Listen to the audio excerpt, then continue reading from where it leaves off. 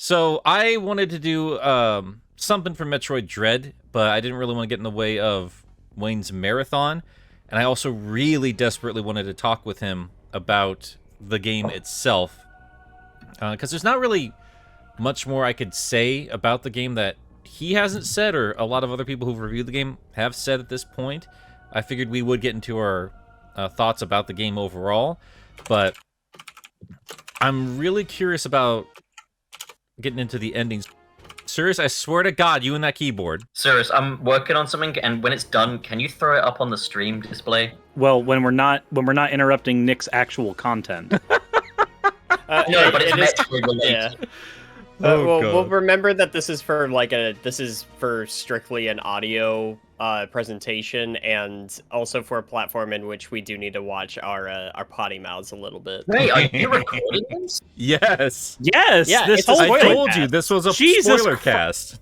Oh, no, you literally were just like, I want to be on here. I have literally no information to go off of. I have no idea what the fuck I'm doing. What am I even doing here? Be on here. I said if you wanted the full Sunset City set, I could contribute in small ways. You see why I've not said no, though. It's been beautiful. It's been great so far. Well, that makes me pleased. I'm really happy to hear that. But like, all right, you melon farmers, let's get this. Let me tell you about a very agile girl who was raised by birds. And who is basically a chimera at this point. She has so much freaking DNA inside her body. Oh, I bet. Yeah, she is just... I mean, she is a cesspool of just alien DNA, dude. It is, Yep. She's she's like... a mess. Sirius, please throw this up on the stream. Fuck you, idiot. I don't know what it is yet. Wow, what the Hang on here. Let me take a what the what the fuck am I looking at? It's Metroid Dread. Oh my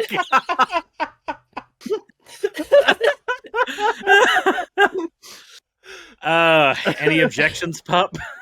That's our thumbnail. I'm stealing our thumbnail. Metroid bread. Sometimes it's the simple things. The joke has been made, but it is still great. Well done. Is this a Metroid Dread spoiler? Is it Wonder Bread? Oh god, yeah. so good. Oh my god. All right, so hi, I'm Nick. I'm doing a quick unscripted thing with my friends from Sunset City to discuss the ending of Metroid Dread and probably some thoughts about the series and this game overall, because I think this is going to be the first time me and Sura specifically had a chance to really talk about the game itself. And also Pup is here. I haven't played it. Hi, everybody. All right. So, this is also bouncing off the back of Wayne's marathon. He just finished up Metroid Month and nearly killed himself doing it, but man, that was one hell of a marathon, Wayne. Bravo, dude. Thank you. That was the hardest that I've worked on something in a very long time. It was one of the most exciting projects I've ever actually gotten to put together, and I cannot wait for after this podcast when I don't have to say another word about Metroid for another year. Yeah, you're gonna be looking forward to it. You know it. I showed up as a guest for a quick second. Cirrus did as well. Pup did not. But still needs to actually play the Metroid series. Yeah, but how funny would it be if he showed up as a guest next year and he just started talking about Sonic Boom Fire? Sonic Boom Shattered Crystal. Wait, what am I doing here? Okay, you know what? You joke, but That would be great. but we might do this if I do the guest format again. I think that was mostly in service of Dread's release, and part of it was just wanting to build off of the community and like what a testament to the to the franchise and the dedication of its fan base that game is. Really could not have existed without so many people like just backing that franchise up for so long. So I don't know if that's something I'll be doing again in next years, but we'll see. I mean, I got a year to plan yet, so we'll get into that. But I'll also have some like decidedly I'll have a couple of really cool games to talk about, and then I'll also be talking about like Federation Force and Metro Prime Pinball, which I'll have less to say about, surprisingly. So, you know. No, I think Federation Force is going to be the time where you just shriek and yell and just talk about all the different ways in which Nintendo has harmed you, and you'll even bring a doll to show the judge where it specifically touched you at this point. Federation Force is a good game. Yeah, it's not a bad game. It's I wouldn't even say it's that bad of a Metroid game. I think it's a really good Metroid spinoff. Well, I guess we'll have to wait till next year. Yeah, we'll get into that. Well, on a related note, you know another good game is Banjo-Kazooie Nuts and Bolts. Oh my god. On a related note, would anybody like to adopt a fucking dog? On a related note, Language! Cirrus, show us where the nuts and bolts touched your nuts and bolts, Cirrus.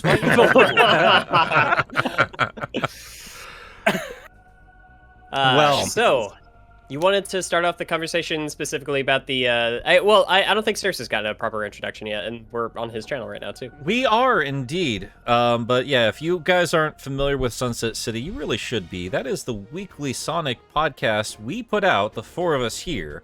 So if you're familiar with us, you're familiar with all these folks. But if you're just used to my channel, this is Wayne, the guy who's been talking about Metroid Month. We also have Cirrus, who is a blob on his screen right now, but I don't know how I'm going to interpret Sometimes that. has tits. Sometimes.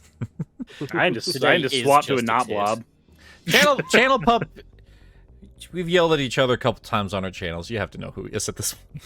It's a commonality. Pretty much. I mean, Wayne, we know what your thoughts about Metroid Dread. You simmered on it for a bit. Would you say if it's not your favorite Metroid, it's probably up there?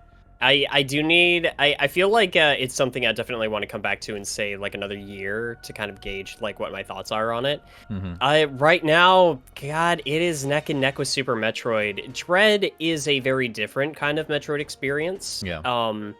It's decidedly more linear than Super Metroid, but I think that it masks it in such a way that it doesn't feel as confined as, say, Fusion. Now, I like Fusion and for different reasons, but I feel like that can go off into a whole discussion.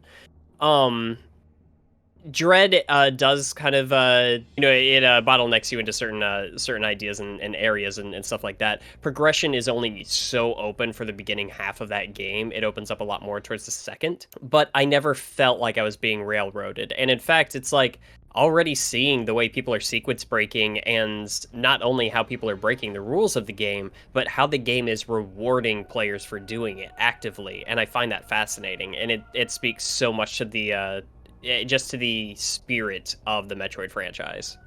I mean, I complained to you all while I was playing through it a little bit. The Emmys pissed you right off. It wasn't even, well, the Emmys, the back half Emmys, definitely take me off. That blue one, like the omnipresent purple one, ones, drove me It just crazy. frees you in place by looking at you.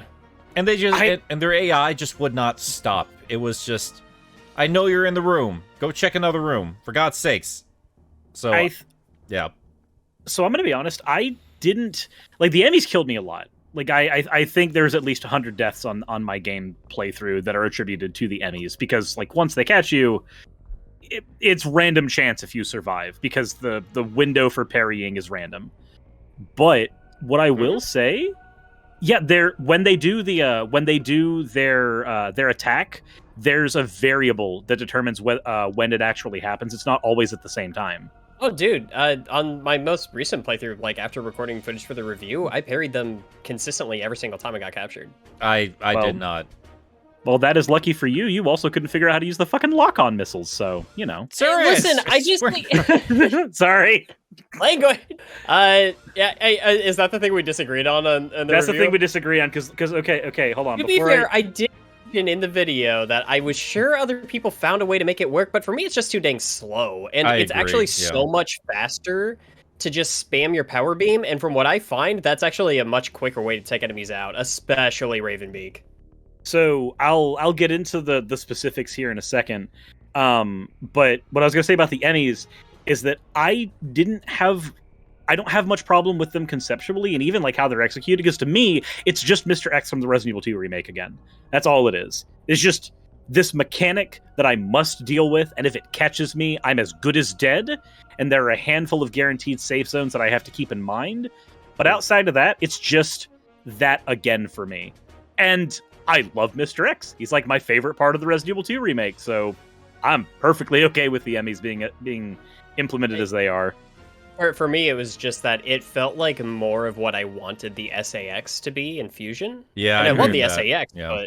but man, the Emmy are just so much more present. Cool, because the Honest to SAX God, is like I didn't have much of a problem with the Emmys. I felt like Ted Lasso and The Crown swept up a lot of the awards, but God. on a whole, like, it's one of those institutionalized things. There's gonna be a bias, so I understand it is. this is the why we had a opinion revolution. of the Academy.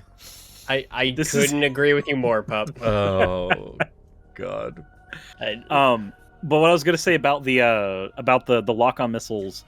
So with like Ravenbeak, I did notice that it felt really clunky when fighting him to use the lock-on to like it does more damage overall to him to use the lock-on effectively, get your 5 locks on him. But Yeah. it feels really clunky to actually do it, especially when he does things like throwing the purple ball at you. It is easier to just shoot it 4 times than it is to try to lock onto the thing. I remember uses when my fewer gym missiles. teacher threw a purple ball at me. Oh my I didn't. God, I Pup. didn't shoot it 4 times, but I'm pretty sure he did in the back room. See, it was interesting because it was like so I was at work the other night and I popped onto your stream for a minute and that was when I was like, hey, you're doing great, champ.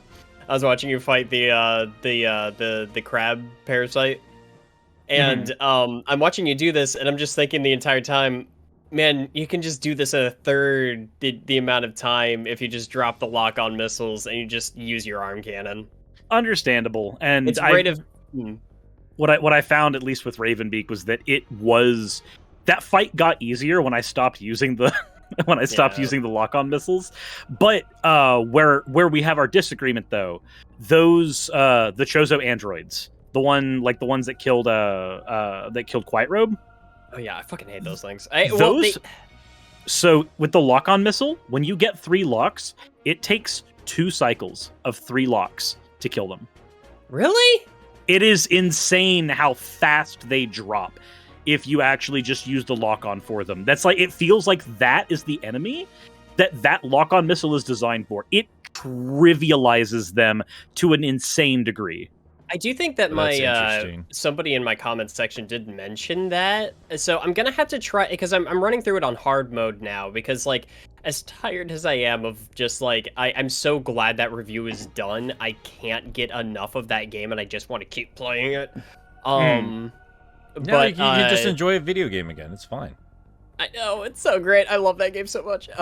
But it's like I'm playing through it on hard mode now, and I'm gonna try that. I'm gonna try the lock-on missiles with those guys. Sorry, Nick, it's not like I cut you off there. Well, no, I agreed with a couple of your points in your review in terms of some of the, and I guess it's just a problem with any Metroid game. Some of those upgrades just feel somewhat useless, and I definitely felt that most of the way through when it came to the multi-lock-on. If there are shortcuts there, it feels like it's arbitrary. Like we made these things as hard as they are just so we could force you to, I don't know, lock on 5 times, I guess. I noticed some people actually manage some melee counters with those guys. I've not managed it once. I've not managed melee counters with them at all. It's literally just been Oh, really? it's for me, it's literally just been get the 3 locks and then use the dash. I can't remember what it's actually called, but it's the Aeon dash. Yeah. No, flash shift. Use the flash shift to get above them and then lock on again. And it was weird. Like I had such a problem with them with the very first time I fought them, but as soon as I realized that the thing the game wants you to do is get them in a linear area, fire your missiles at them, flash shift to the other side, then fire the missiles again, and you get them in a loop and they just die. And then when you're the only time that you have to not do that is when you're doing the 1-on-2 fight.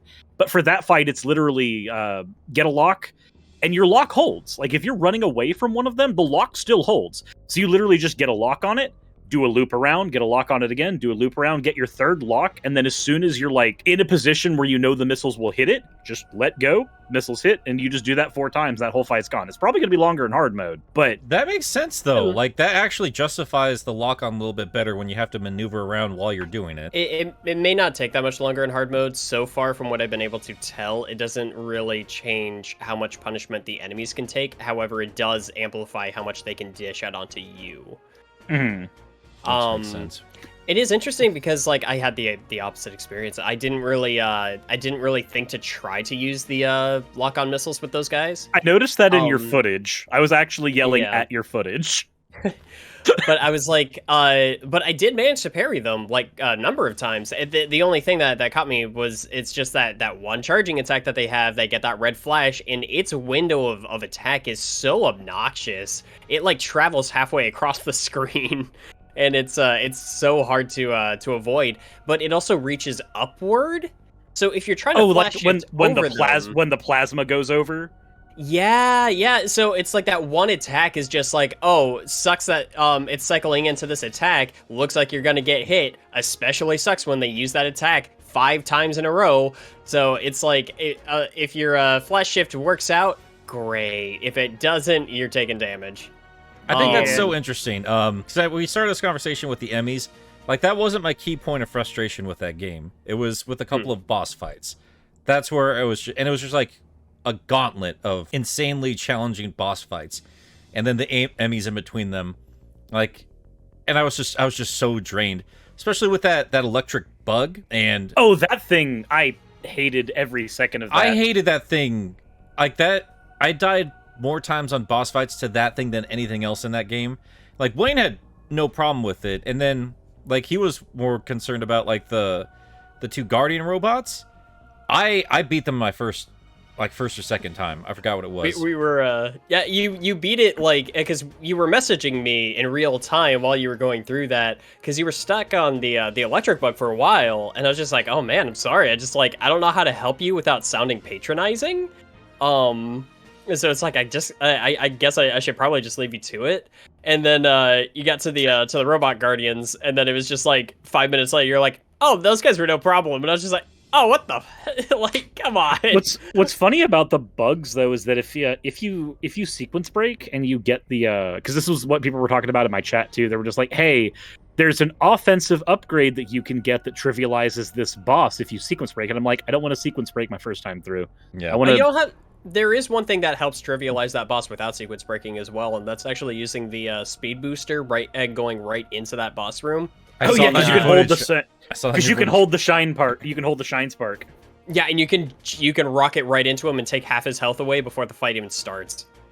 Well, what I was getting at was it really just comes down to the patterns and how we all deal with them in our own ways, and they're varied enough that we can have such a different experience between all of us, honestly, and I think that's interesting.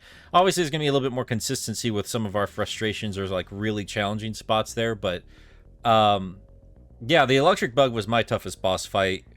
Wayne, it sounds like the 2 Guardians were yours. Cirrus, what were yours? My 2 toughest ones were So, it's weird. The toughest ones for me were the electric bug and Ravenbeak. But I don't blame you. But the weird thing with Ravenbeak, though, is that he's more predictable than the other bosses. Like, once you get his timings down, you can glide through those phases obnoxiously quick. Yeah. I feel like his toughest phase is actually the second one. Like, the third one isn't that bad once you get the phase 2 down. The third one's just angry phase 1. It's just angry phase 1. The second phase, whatever you walk into that phase with is what you have to have. He doesn't drop ammo or health pickups like he does in phase 1 and 3. So, not to mention, there's just like the hardest thing for me with phase 2 was handling the power beam that he would do. He would do like the diagonal power beam. For some reason, that always caught me off guard while I was fighting. But like after the first couple tries, his machine gun it didn't affect me. I also found that you can just tank the machine gun to a certain point using the dash, because if you dash through his machine gun fire, you take 10 damage. That's all. You could literally just sit on the ground and just dash from one end to the other and just take 30 damage for the whole cycle if you don't want to jump. Yeah. Well, but it is hard. I have to go back out like full confession. I've never played through all of Super Metroid. Like, I got through part of it, and I kind of get it. Like, because I played through Fusion, Zero Mission, and all that. I think what I appreciate more about Super Metroid now after Dread is just the versatility that's allowed with a full controller in your hand as opposed to a tiny GBA. because even Other M didn't allow for that. Like, that was ultimately my biggest frustration with the little time I played with that game was, I have all these control options and you're forcing me to do this one stupid thing. Isn't that the weird thing too? Because I still talk to people who act like the problems with Other M begin and end with the story, and I never thought that was the case. I think the gameplay is the most polished part, but there were some fundamental decisions made for its gameplay that just crack that game in half, that almost to the point of no return. Yeah, Why that, do we that have was my these bigger first per- problem was that it wasn't like, fine, let's complain about how she allocates her powers. That's a Metroid game. Regardless of how you explain it, that's how a Metroid game works. But Yeah. Physical amnesia, Nick. I hate that phrase. Physical So amnesia. And I was like, shut up, Adam. I was like, I don't care about that stuff. For Metroid, for any video game, its gameplay is king for me. Everything else comes second, and Other M fell apart in a couple ways. We're not here to talk about that, though. The reason why I bring that up is because Dread made me appreciate the rest of the series and its place in this series, because it frustrated the hell out of me. Like, there were a lot of things where I was just like, this is too hard. Like, this is way too hard. That first Guardian, that first Guardian robot, I was like, this is insane. Like, the difficulty spikes are like, this is absolutely insane. But by the time you get to the end of the game, I was like, okay, I get it. I'd probably tweak the difficulty here or there with a couple of things, to be fair, but this is meant to be replayed. This is meant to be mastered, and this is meant to be like, yeah, like, I just had fun with this. I know how the story ends. I'm going to jump back in and have another fun. I know where everything is, but I'm still going to have a fun time going through it again, because it is made for people who have played through other Metroidvanias. I appreciate that this game understands that things have happened since Zero Mission and Other M and all these other games. Oh, that actually... Hold on, there's one thing that I want to piggyback off that, if that's okay. Yeah, go for it. Yeah. It when you said that, it reminded me of one of the things that I've actually really enjoyed about this game's story more than anything. One of my biggest concerns about the ending of Fusion, especially with us having like 20 years before getting another Metroid game after that, was that they wouldn't carry the consequences of what happened in Fusion into a later game. Like, that was one of my biggest concerns, because like at the end of the Prime series, Samus is no longer corrupted. The consequences of what happened in Prime are gone. So before we get to the story stuff, because that is an important part there, just to finish my point in terms of the gameplay continuation, which is very important especially for an old school Nintendo series, is it understands that other things have happened. And I think that's why Breath of the Wild succeeds as hard as it does, is because it's Zelda finally jumping back into open world stuff, but it understands what the industry has been doing in that time, and Grandpa takes you back to class. That's what Metroid does here as well. It understands that Hollow Knight exists. It understands that Guacamelee exists, and it's going to still come in and kick your ass, even if you're experienced with this series. And that's why I always appreciate about Sonic Mania as well. I thought it was kind of stupid that they brought back all these old levels after, we did Generations, but in terms of gameplay design, they understood that if we're gonna come back, we need to step our game up. We need to make this more challenging for people that have experienced this stuff before, while not alienating people that are going to be brand new to this cherished franchise. That's what Metroid Dread did in terms of gameplay, and I deeply respect it for that. I do think it's interesting you bring up those three games in particular, because they do share something in common in that those are well-established franchises that, for one reason or another, were kind of like dealing with a bit of burnout to its own repetition. Mm-hmm. But those particular games, Breath of the Wild, Sonic Mania, and Metroid Dread, all bounced back because they were being developed by a set of new hands. Zelda's done by new people?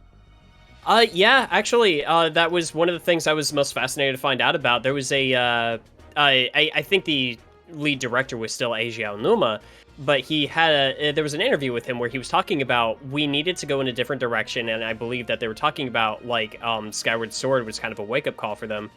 And I mean, we can have that discussion another day. I actually like Skyward Sword a lot more now that I've played the HD version. I still have a lot of problems with it, but there were a lot of lessons to be learned there. Sure. So they got a team of, he said, younger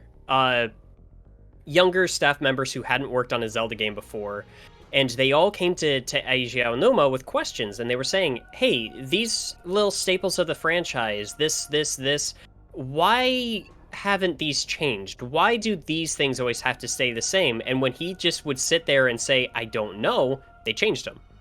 And that's how Breath of the Wild came to be as fresh as it was.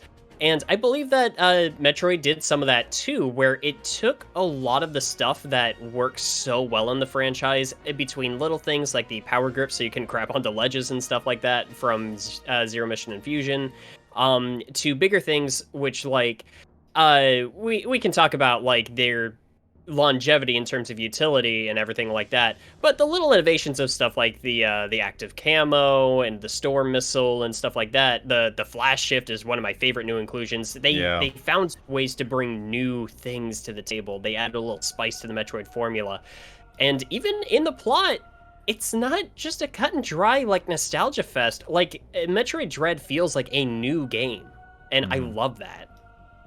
Yeah, I agree. It feels really good, Metroid or otherwise.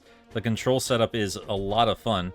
I know a lot of people had issues with the D-pad, not the D-pad, but the left analog stick.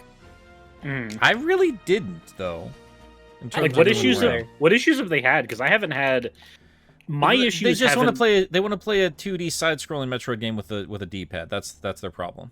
Well, the problem is that the D-pad is also a set of digital buttons, so that's what they've been mapped to this time around. I think that's fine. So are you guys familiar with Neryl? The Yes. content creator Neryl?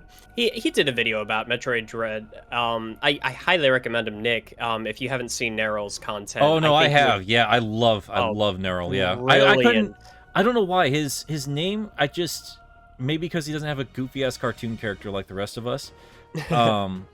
But I always forget his name, but I'm always excited when I'm like, oh, this is a Neryl video. I'm going to check that out.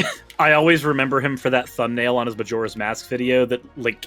That keeps getting recommended to me no matter how many times I've seen it. This goofy-ass fucking moon-looking mother. It's just so weird. But yeah, that's... Every time I think of Neryl, that's the thing that pops in my head. I think he changed his like profile picture to reflect that as well. And it's like, it's great because like, while I don't fully agree with his opinions on Majora's Mask 3D, I still respect that video greatly, and I think he makes a lot of great points, and his Majora's Mask HD project is absolutely brilliant. I love it to pieces. It makes me want to do it every version of Majora's Mask. I've never properly beaten either version, and now I want to play both of them after that video. So I'm really excited to actually do that finally, because I do genuinely love the Zelda series. There's only so much time in the day, you know?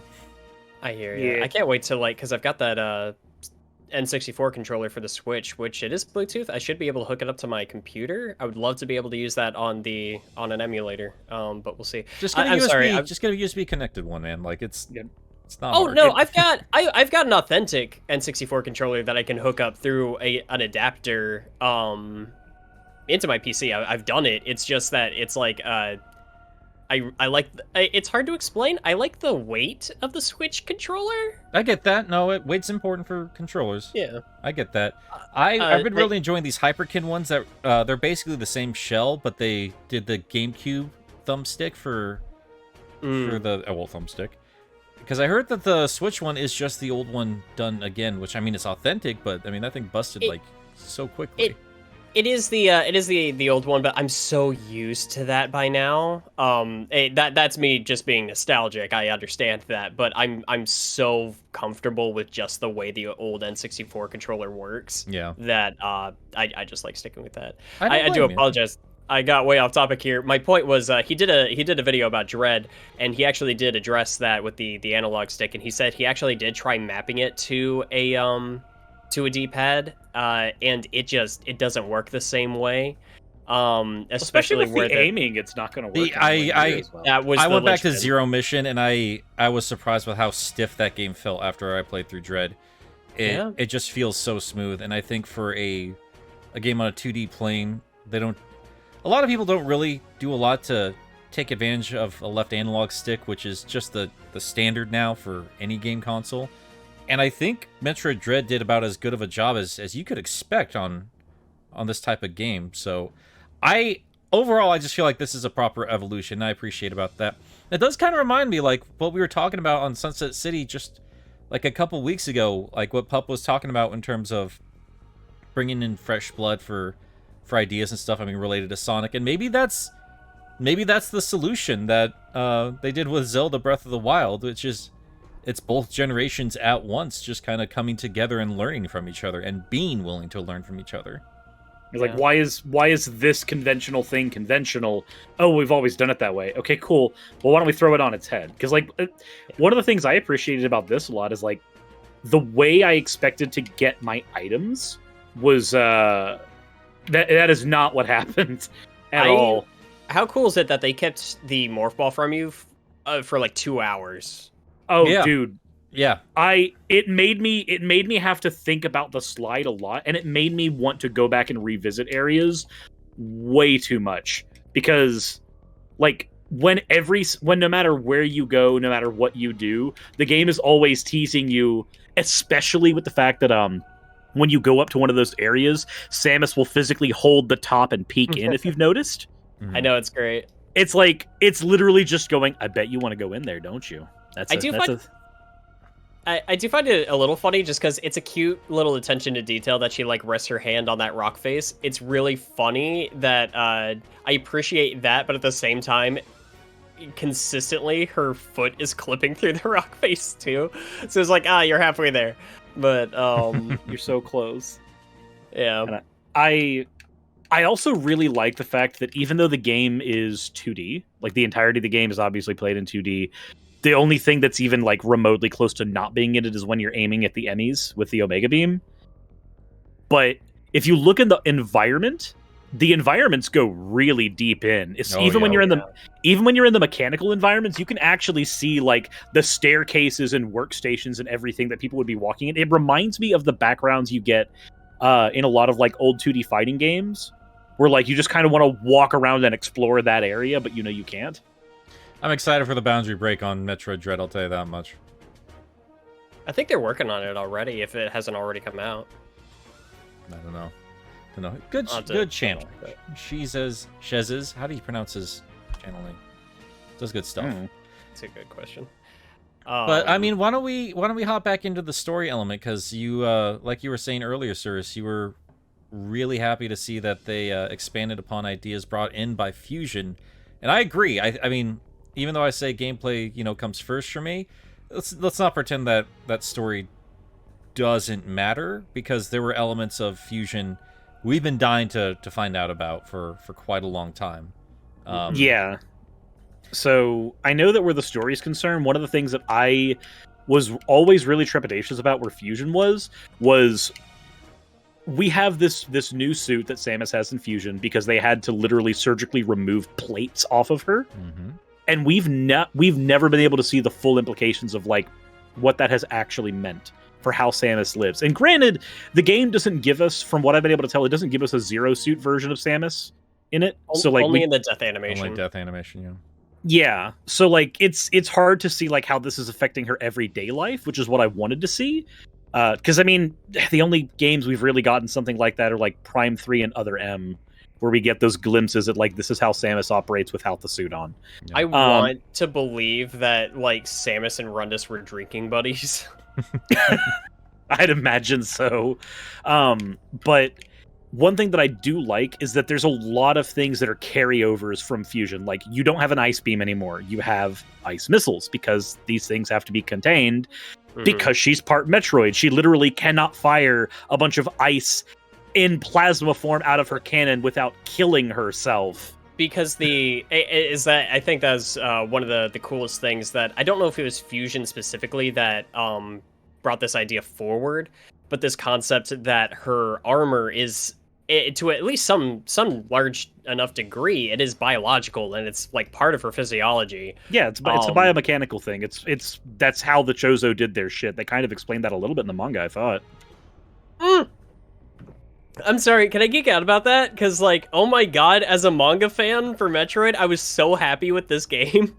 There were a lot of deep cuts that I was very happy about. Quiet Robe is only there for like 10 minutes, and he's one of my favorite characters in the franchise.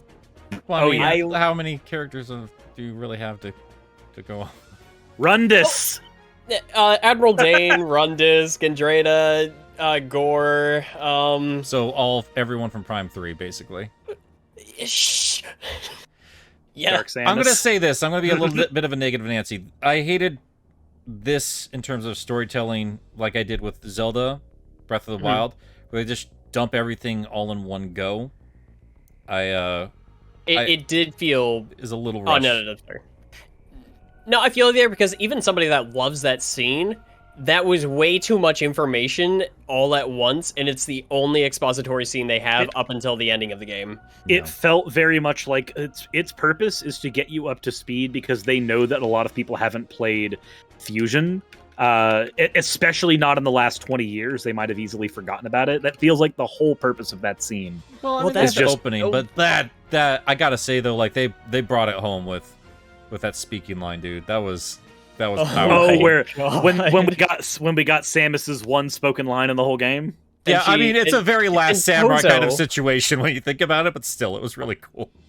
I was so happy because it was like not only did she, it was great to hear her speak, and I loved the confidence in her voice, and just like this is a woman on a mission sort of thing. But it also just worked so well for me because it was her speaking in Chozo. Yeah, and dude. Yeah, that is people have already been analyzing that language and everything, and that is they formed an actual like language. It follows linguistic rules. It actually has a structure, and it's fascinating that they went to that length. I do think that is, again, to get back on that, it's a lot of information that they had to drop at once, because while the opening was mostly for getting people caught up to speed from Fusion, this one scene right here was catching us up to speed with where the Chozo have been, because we've known nothing about what they've been up to throughout the entire 35 years this franchise has been around. Yeah, as far as we've known, they're an extinct race, but now we know that that's not the case. Yeah, is that a retcon? Like, I thought they just kind of casually dropped that with some release stuff, was like, oh, Chozos are here and there. I'm like, wait, hold on. Since when? They've always said that the Chozo were believed to be extinct, and we've known that the Chozo on Zebes, and yes, it's pronounced Zebes, were wiped out during Mother Brain's incursion. But we've never known about the other ones, because we know from the Prime games, whether or not you want to like argue their canonicity, those were separate Chozo outposts, and now we know that there are separate tribes of them as well, between the Thoha and the Makin. We don't know how many more Chozo tribes are out there and what their differences are. But I'm fascinated to learn more. I believe the Thoha were actually part of the race on Zebes, because they established that the Thoha genes are in Samus already, so I would assume that those were that was the tribe that took her in when after her parents died, and she had to go live on Zebes. I'm not gonna lie, the current iteration we have of the Chozo lore, it feels very much like how the Namekians work in Dragon Ball, where like there's a set of them that are magic class that have the ability to make Dragon Balls. There's a set of them that are warrior class that have the ability to gain immense fighting potential. Like that kind of divide feels like the same divide we have with the Chozo. Oh, and okay. there's even the internal Civil War stuff, because that's a part that I don't know when Akira Toriyama retconned that in, but there was an Namekian Civil War at one point in old Dragon Ball lore. It's interesting. I see. I didn't know about that, because I'm not. Admittedly, I'm not much of a Dragon Ball fan. The most context I have for that franchise is Team 4 Star. But to be fair, that's quite a bit, though. It is quite a bit, and I've enjoyed that, but I can't really call myself a Dragon Ball fan. But yeah, no, I didn't realize how all the Namekian stuff worked. That is an interesting parallel, though. They don't. That's nothing really pronounced in the show itself or manga. They literally drop, like, the Civil War thing is dropped once when they're just like, hey, there was another set of Namekians here, they're not here anymore. And the stuff with the wizard classes is like, they give that for context once when they're like, this is why we have to have Dende and not Piccolo make Dragon Balls. That's it. Like, they're dropped for like half seconds, but they're there. I mean, they ran out of alien movies to adapt, so they had to move on to something else, right? I mean, what are they gonna do? Prometheus? Wait a minute. No, wait. Actually, the real reason that Ridley hasn't come back is because we haven't had more alien movies. Actually, now that I think about it, she's finding out more about, like, the origins of this race that basically helped create her and the Metroid species. Yeah, but Adam didn't just kill her off screen and we see her surgically chopped to bits in the sequel, do we? Covenant, I swear, because I like Prometheus. I'm sorry, but, like, Covenant just took everything I liked about that movie, and I don't love Prometheus, but I liked it, and Covenant just was just... I remember sitting through Covenant like, what am I doing here? What is this? What is this franchise doing here? Who cares? Yeah. No, I definitely feel like even when it was adapting ideas from the Alien franchise, Metroid always did a good enough job of just sticking to its own thing. A part of it was that it always had a gameplay first mentality, and story was always kind of in the background. The manga was the big one to really flesh a lot of that stuff out, and it mostly stuck to its own rules, and I always appreciated that about the series. It was just cool to see, like, it for longtime fans who've been really sticking with this for a while, and who paid attention to all sides of the multimedia spectrum of Metroid. It's like there's something here for everybody, and it felt like a big payoff. I also do apologize. I feel like I've been hijacking a lot of this conversation. You're fine. Wanted to talk with you specifically for a reason. Like, you're fine, dude. Well, I mean, should we actually kind of get into the ending of things itself? Because that's kind of wanted to chat with you guys about specifically. I gotta say, Wayne, like, I was expecting to have more things to discuss, but, like, after watching your video, you kind of casually explained some of the curiosities I still had in your video. Like why the oh, there we go. I was on the right way. Like why the why the X-Parasite was just like, I'm gonna save Samus now. Woohoo! Yeah. So from what I was able to tell, because of that gesture that Quiet Robe gives her, because I was really confused the first time I beat the game. I was like, what's happening? From what I've been able to tell, Quiet Robe has, like, a certain level of understanding of control over different species and everything like that. Obviously, the Metroids were coded to obey Chozo with the Thoha gene. Maybe they were able to adapt that somewhere into the X-Parasites as well. Now, I've been thinking a little deeper on it, and I was considering the fact that the X-Parasite creating the final SAX at the end of Fusion did something very similar, where it just gave itself up to Samus for the sake of its own survival. Where in some form or fashion, it's like the Xenomorph from the original Alien. It has one objective: survive. And the closest thing it can do to survival at that point is just give itself up to Samus. Otherwise, everything's going to die anyway. It has no spite. It has no need for revenge. It just wants to continue living. And it is also established in Fusion. There's a point in which the BSL station is going into self-destruct, and you have to stop that from happening. And you find a scientist that is initiating the sequence. Turns out it's an X-Parasite. Yeah, it can also basically reprogram their memories. And so they gain all of the memories of the host that they're inhabiting. And to some degree, and I like to think of this almost in the same way, if you guys are familiar with how the Superior Spider-Man arc started and how Doc Ock eventually went yeah, because he gained Peter's memories and then Hi, Puff. fantasized Mary Jane. Yeah, that comic. was that's still a plot point I disagree with the inclusion of. It's logical, would've but it's been- not appropriate. I was gonna say, yeah, that's kind of my thought on it. It's it would happen, but but leave that to real world perverts. leave Don't leave it for the memes, you know? My main takeaway was just that he got the memories of Peter, and that helped to like reorganize his motivations a little bit. Once he had those, he couldn't get rid of them. Those were part of him now. To some degree, I wonder. There was the issue where he purged the influence of Peter Parker. But he wasn't successful. He wasn't fully Temporarily. successful. Because remember, Peter was still in the subconscious, so he he just wasn't as present, I guess. yeah, he basically did. He said, okay, this is now a repressed memory, and as somebody who's been to therapy, repressed memories have a really nasty habit of coming back. Yeah, and Comic books. and so I do think that the Thoha parasite at the end is a little cop-outy. Actually, it's a lot cop-outy, but if we really wanted to dig deep into it, we could find excuses as to how it worked. Like there's precedent in the series for what we saw, so it's Yeah. not the worst thing in the world. And you guys probably saw in the Sunset City chat, like when I experienced that, the first thing I was just going is like, what the fuck is this game trying to make me think? What the fuck am I witnessing? I'm very confused right now. I've just given up trying to censor Cirrus. Okay. Sorry, damn it. You're right. You're right. No,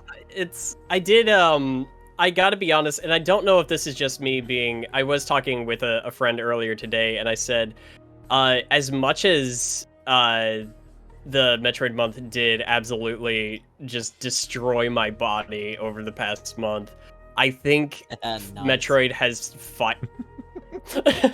I think Metroid has finally taken over Zelda as my favorite gaming franchise. I adore this series so much for so many different reasons. And I think for like those completely personal reasons, in the times that I've beaten Dread since that first completion, I have such a big stupid smile on my face when I see that ending with Quiet Robe. Because it's just like, man, this one part of Samus's lineage, it was sad seeing her staring down at Quiet Robe's corpse and just being like, here's one more thing. I finally got a part of my past back, and it's taken away in front of my face again. Yeah, that's what I was gonna say in terms of like why it was so frustrating that we got that exposition dump is like you really felt robbed. You know, Yeah. It was like there's so much more we could do here, and you just took it all away from me, you stupid robot. I thought he was gonna be like the guide you had in Metroid Prime 2, where he was just like there updating you every now and again, like this is the way that the planet is going. Like Umos, the Luminoth? Yeah, where every single time he's like, this is what's happening on Aether right now. This is how things are operating. Like just keeping you updated. I'm not trying to push you. I just want you to know. But we are jumping a little bit around in terms of like the ending and things to discuss here. But in terms of Quiet Robe, the big thing that happened mid-game where he explains everything that's going on currently and then gets stabbed to death, he's then taken over by an ex-parasite and then releases the Emmy again on you. But then at the end of the game, he saves you. So what's going on there? The difference between the memories being there initially and them having time to be processed. Because it would have taken him a long time to actually get to your ship and just wait there for you. I that would have don't taken know, consideration. though. Like, I wonder if there's more to it, because he says something when he reactivates it, doesn't he? He does. In fact, I wanted to touch on that because I've been thinking about it, and I'm not entirely sure what I was supposed to take away from it. When the parasite takes over Quiet Robe's corpse, and he reactivates the Emmy, he says, "I'm counting on you." Yeah, he's not talking to the robot, is he? No, I thought he was the first time I played it on repeat playthroughs. I'm not so sure. I think he's talking to Samus, and I think he's so confident in her abilities that he's hoping that the encounters with the Emmy are going to help continue to make her stronger in a very similar way to what to what Ravenbeak was hoping the Emmy encounters would like pull out of her from the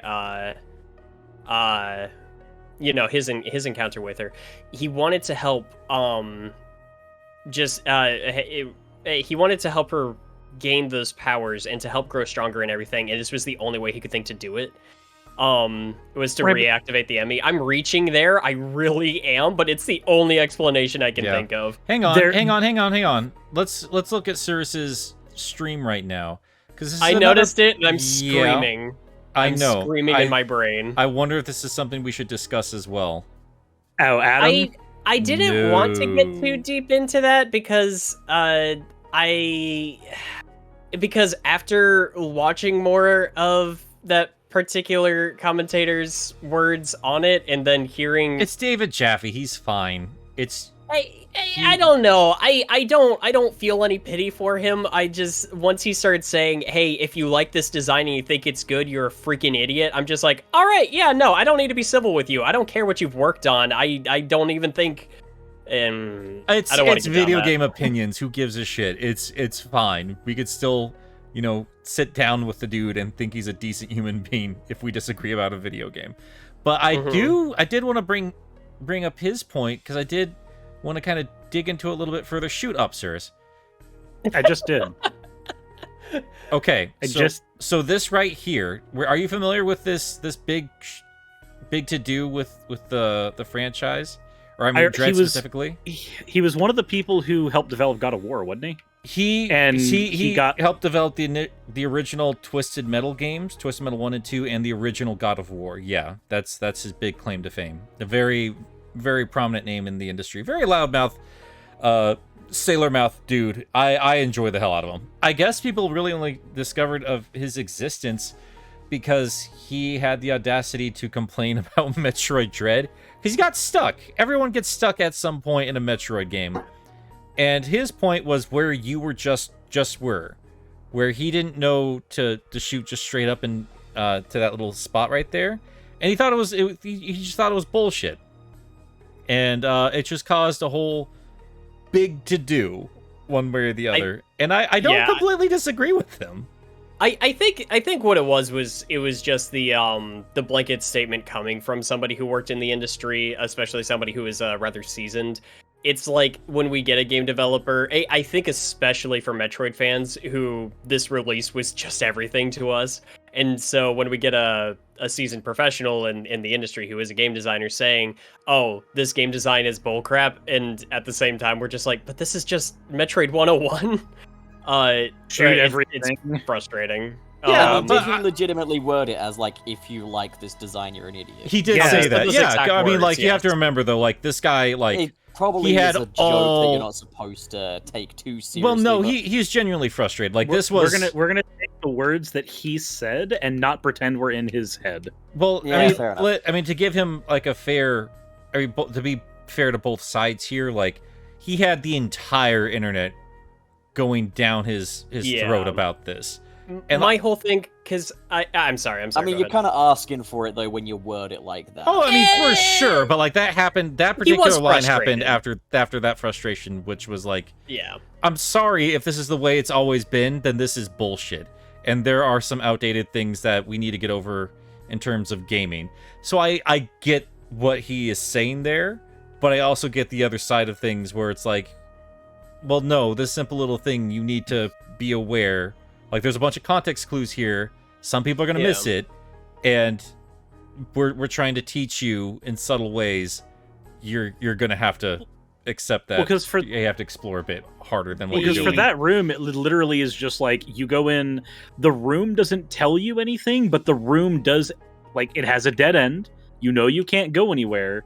So how do you explore? Well, it has a couple things there. It has an enemy crawling across that ceiling right there. It has a whole other room right above it.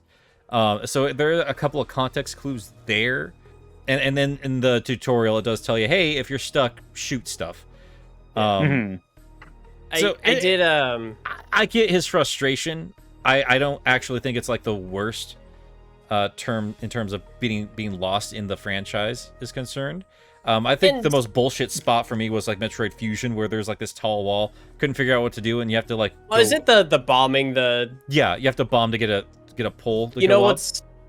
what's funny? The sound clip you sent me for when you were talking about Fusion that I used in the Metroid Prime 1 review, you said you said at one point you were like, and some ridiculous environmental puzzles. I knew exactly what part you were talking about. Yeah. And I put that clip in there. Because I think No, that's that was worst. exactly what I was talking about. Yeah. I Yeah. feel like I probably wouldn't enjoy the Metroid series if I played it. You'd say that, but like it's weird. The thing about Metroidvanias is until you're adapted to their kind of labyrinth-like design, everybody's gonna find a frustration with it. The thing is, like, I'm just kind of a toilet brain gamer. Like, my favorite series is Sonic, go figure. But like, you remember when I first started playing Klonoa and I was like, this is bullshit. But it was because I was playing it on a phone. Well, I would say, Pup, if you ever did want to attempt Metroid, start with Zero Mission. Oh yeah, Okay, I agree can 110. Is there a way I can play that for free just to try it? Like, just to try it out? Yeah, it's called emulation. I would try Fusion. Okay. You really Okay, think I'll Fusion? give it a Because little... Fusion's I've been hard playing- as hell. Well, yeah, but like it's also linear. Like it guides you through it, and it helped me By kind of. that logic, start them on Other M. Well, I Well, thought no, I thought that Zero logic Mission, Zero is a Mission- good game, Cirrus. Well, Zero Mission does the same thing because Zero Okay, Mission and will here's show on the the thing. map. Like, I want a little Yeah. taster of what to expect from the Metroid series. So So The if Other M is not like a quintessentially Metroid game, it's not a good game. okay, yeah. all right. I think that there are things about Other M to appreciate, and I am actually glad. One of the, depending on like how quickly you beat Dread, you can unlock artwork of different games in the series. And I was surprised that I was happy to see a still of Other M in there, because it's like what my philosophy is that the franchise should never forget where it stumbles. It should learn from the things that actually did work. And I mean, if we're looking at one of my favorite inclusions is during boss fights, those amazing like cutscenes that you can initiate if you counter at the right time, and she gets like hands-on with her enemies, and you get this interactive sequence where you're just blasting the crap out of them. That came from Other M. They established that. Yep. And so the question kind of is though, like, when you say it's not a good game, let's just think for a second. Let's back up. Look at the list of games that I like and ask, will it be a good game by my definition? It will be It- because your it's standards. not- well- no, don't be a little. I'm fucker. not trying to be. No, I'm doing I'm it. being an asshole. But there. no, here's the thing, Pup. Like it's not the best way to introduce you to what Metroid is all about. Just like yeah. Sonic Forces isn't the best way to introduce somebody to Sonic the Hedgehog. Is it the worst game in the world? No. If somebody brand new to it, get along with it fine? Probably. But The is best it game the in the best world, way like- to, show you what this franchise is about? Like, will it drive you to explore the rest of the franchise? It's far from the best introductory Sonic experience, but the best game ever? Yeah, I would say so. Oh my god. I'd say this though. My thing is that Zero Mission is as close to what Fusion does, while also literally being the first game chronologically too. Like that, and that was also my introduction to the Metroid series. Like I Yeah, started. but it's still The game like, does show you where you're supposed to go. Like the map will update you on where your next objective is. yeah, but it's, I don't know. I started with Fusion, so I'm a little bit biased there, but I did appreciate the leniency, and I definitely appreciated the tone that game set in terms of the terror of the SAX. I mean, the second playthrough, it's nowhere near as terrifying, but like the first time through, man, that was something special. I guess even beyond the SAX, and actually to get back to Dread, I think they did a really good job with this too. The X are terrifying. Like that's a horror enemy. Yeah, no, it turns into a horror game. The second half of it, it was really, really cool. But just play Super Metroid. Go play Super Metroid. That's the answer. That's the obvious answer. Play Super Metroid. Super Super Metroid Metroid's 64? really good. Oh my god. What? Yes. Is that it? Is that the game? There I is honestly no think, such Pup, thing as a Metroid 64 game. Super I Metroid would 64? challenge you, Pup. Actually, do try Other M.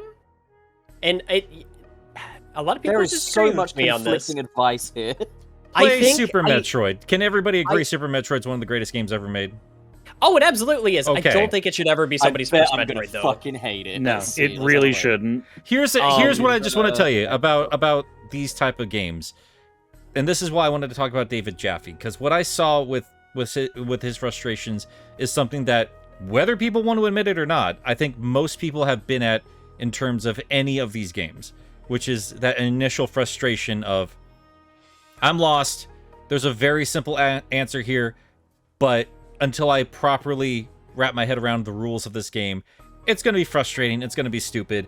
Because I tried to play Symphony of the Night no less than 3 times over a decade. And I finally sat down with it, finally gave it the time, and then I was like, once I got past that point of like, I'm lost and I don't know how this works, I couldn't put it down. And that's the same with most Metroid games. I mean, Wait a minute. This is a 2D game. Ew. Oh my god. But it is a 2D game. What the fuck you trying to recommend me here, man? Sonic Mania. Good game. Shit game, Sonic Mania, worst fucking game ever. I'm just kidding. I love Sonic Mania. I completely lost my train of thought here. Yeah, go play some Metroid. You're talking about Jaffe. Yeah. And that was my thing, was the conclusion I came to, because there was a point where, because I was recording footage and I got to that room, I was just like, I could be really snarky and add a little gag about this in the video, but the conclusion that I came to is just that David Jaffe works on games that don't really follow a formula that's very similar to Metroid. I think God of War 2018 definitely has a couple of things that do. He didn't work on that. He worked on God of War 1 and 2. The original Oh, God were of War 1 they? and 2. Yeah. Mhm. Oh, okay. Well, then I guess it actually kind of strengthens my point there. Then, those are games that are supposed to just keep the action flowing. It's like you're never supposed to think about where to go next. There's a giant red objective thing flashing over like your next destination. And I'm not saying that's a bad thing. I'm just saying that game development and game design often works like a set language. And if you're used to speaking in one, and then another one just simply isn't going to make sense to you. And that's not to say he didn't have any points. I think he actually did. It's just that we're so used to it at this point, and it's what we like. So even if it's bad, it's what we want. And it's like, I feel like it's hard for anybody to really just have a calm, like, just a purely logical approach on any of it, and I just decided it wasn't something worth touching. It's not. I mean, at the end of the day, and this is weird because like I noticed this with like the Sonic stuff too. Like I watched GameScoop before that clip. That's how I was experienced to it. Like that wasn't like just a vertical slice of a thing that triggered an entire fan base thing to me. That was, I listened to these guys every week. Oh, they're discussing things I know a little bit more about. Sonic was never good? Yeah, they're just talking shit. And the guy who initially started that conversation was Brian Altano. I still love the hell out of that guy. I think he's fantastic. I think he's genuinely hilarious and like a genuinely sweet dude. But then like I was like, Brian, I don't quite agree with this Ecto Cooler comparison here with Sonic 1, bro. I don't know what to tell you there, man. It's funny hearing that in real time because I've watched that Why Sonic Matters video so many times. I've memorized your whole spiel on that. Yeah. Guys, I'm playing it. I'm playing it for the first time. Super Metroid. How are you playing it, pup? On one of those emulator thingies that Cirrus is No. What are your hands using? Are you using a phone? Fuck off! Don't stop doing that. You. No, Stop I'm using my keyboard. I'm using my keyboard. No, that's even worse. No. Put a controller in. Back It's up. not. Because Back the up for one form goddamn second. the form It factor was- for what the form factor that your hands need to be in to make some of the maneuvers that Super Metroid is going to ask of you is not going to work on a controller because of a couple of things. One, on a keyboard ghosting. Keyboard ghosting. Sounds like a fucking And put the mess in keyboard there. down. This is Metroid, not piano class. Right, okay, I'm getting the goddamn... But first of all, how? Tell me, how is a keyboard worse than a phone, sir? I just explained keyboard ghosting. You God! Keyboard ghosting isn't a thing! What? Yes, it is. These nuts. Wait, you don't know what? Do you know what keyboard ghosting is, pup? We're not doing this right now. Stop! We're not doing this right now. Yes, Cirrus, shut up. Let him if I do wanna whatever play he it on wants. a keyboard, I fucking will. next up, Here's the thing, though, Pup. Controller my own Pup. damn decisions, man. Here's the thing, Pup. If we get in our Twitter conversation, paragraph after paragraph of all this criticism, if you're playing it like a jackass, we're not going to pay attention to it. Back up, asshole. I only criticized it when I was playing it on the phone, okay? Once I got on the keyboard, I was having a good time, and because keyboards are fine with 2D games. Not You for a game that's going to colossal ask lunatic. multiple It's inputs fine. of you. Let And him. multiple inputs, maybe just asking a little too much. Here, then in no. that What case. I'm saying is, if you're not playing with the controller, like the thing that it was made to use. This is on the SNES. The SNES didn't even have a controller. What? What is happening? Are you high? The Super Nintendo controller is one of the best controllers ever made out of plastic. Oh wait, What are hang you on. talking I about? thought the SNES was a handheld. Never mind. I'm going to gonna have neuter an- you. I'm going to have an aneurysm. I'm going to look, ice your balls. I'm going to Let's- become the Joker. Actually, I did a little bit. I did color my hair green, but it didn't stick because I washed it all out with hot. So it's like a little bit of green in there. So it's not like full on Joker. It's still brown with like a tint of green. So instead of like a maniacal laughter, I guess I would have like a tee-hee, like a little giggle instead of. Are you gonna This is- do a weird thing and like mail used condoms to someone? No. It was Okay, anal beads, thank you. but yeah. Do I need Ah. to configure an up left or nah? Up left? Yeah. Like diagonal? I don't. You don't have to configure it. It'll be fine. How do I Again, disable it? There we man, go. Okay. why are you doing Super Metroid first? We specifically said don't do Super Metroid No, I first. told him Super Wait, Metroid. hold on. No, yeah. Super Wait, Metroid what did is. you say? You said Metroid Other M, didn't you? I No, that no, was no, a, no, I, no, no, I no, made no, no. I made that as a joke. My first and foremost recommendation is Zero Mission. I'm recommending. Here's the Bolognese. thing, Pup. Regardless of if you find it enjoyable on any stretch of anything, you're gonna enjoy the game. If you get Yeah. past the map version of it, and you want to check out the other ones, Okay, they go through question. them Where quick. it says to choose Samus data, which one do I pick? A, Wait, B, hold C? on, hold on, that's hold just on, hold on. It's a save file. I have, Oh, a, I have a cool, better awesome. I have a better idea. Pup, you have a Switch, right? I do. Just play the version that's on the Switch. If you have Switch Online, you have Super Metroid. Yeah, Oh, I that's have true. that. Oh shoot. yeah. Just play Oh, it on Oh the Switch. hell! I could have just so I configured this controller Oh. for no reason. Okay, right, cool. That's awesome. a way alright. to do it. Smart. Plus, Very then epic. you have save states and like rewinds and stuff. Those might come in You've handy also for got some of the save tougher states parts of on the your game. average emulator, you absolute No, we're not. fool. We're not trying to. Wow. We're not trying to baby this room. Like I'm recommending Super Metroid because this is one of those games that you should just play. It's just one of those, Yeah. so you understand gaming Bucket list history game, and the right? importance of this entire industry. You need to play Super Metroid on some Well, I hope it's level. better than Super Mario 64 because that shit was a dumpster fire. I'm joking. I swear to God. Oh, okay. I was gonna be really sad because I love that game. I was just like, From- why did I invite you? Why?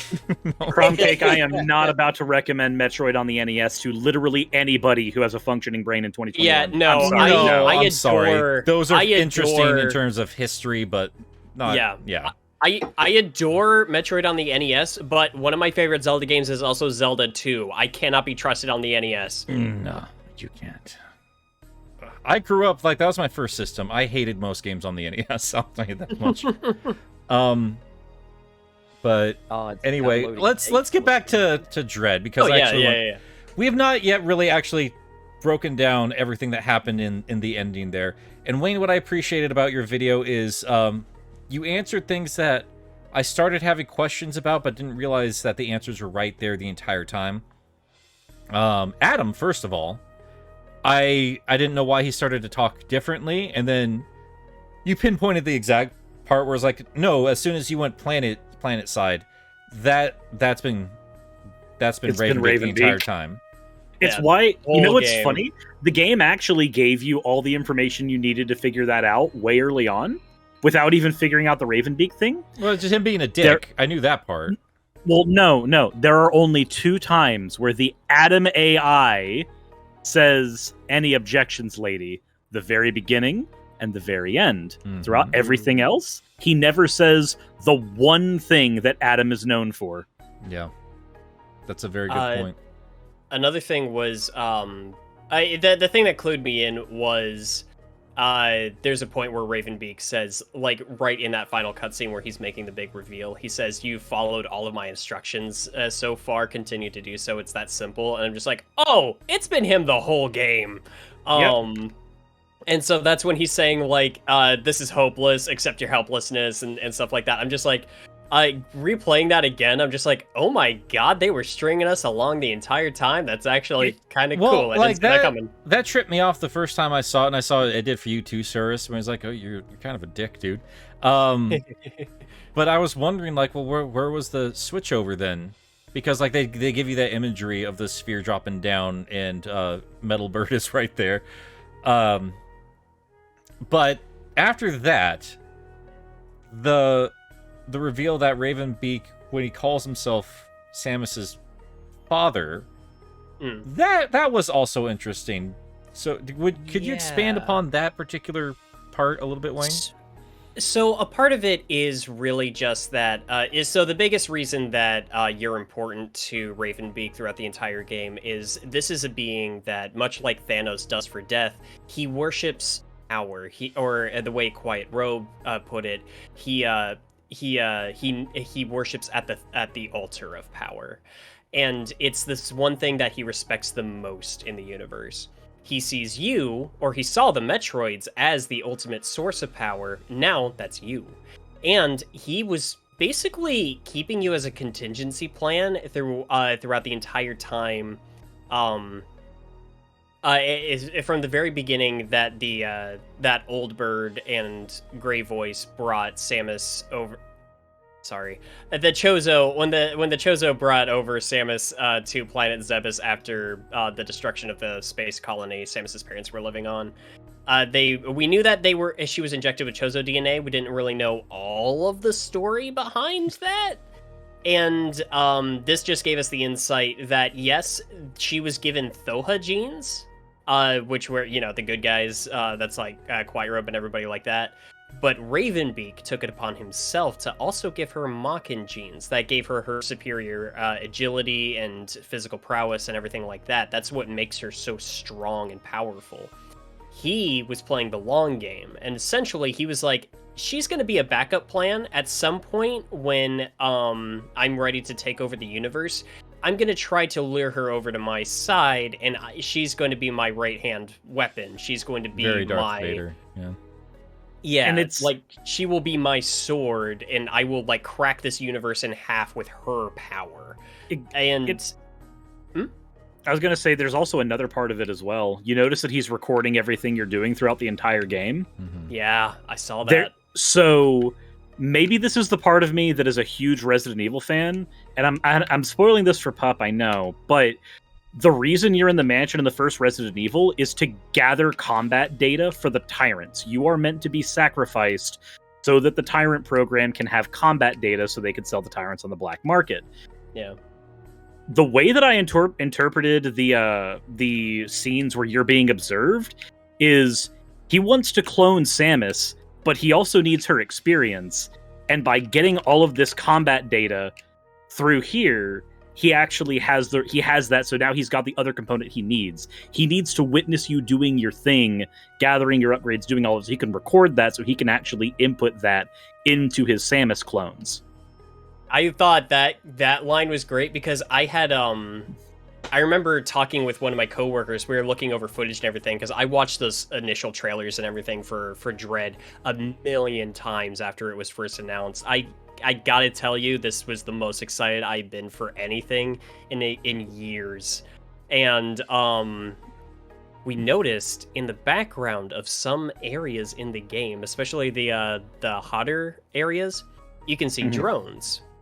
Yep. And they're just kind of hanging off of utility belts and everything. And I was like, those look like Chozo armor. Now, at the time, it's worth noting.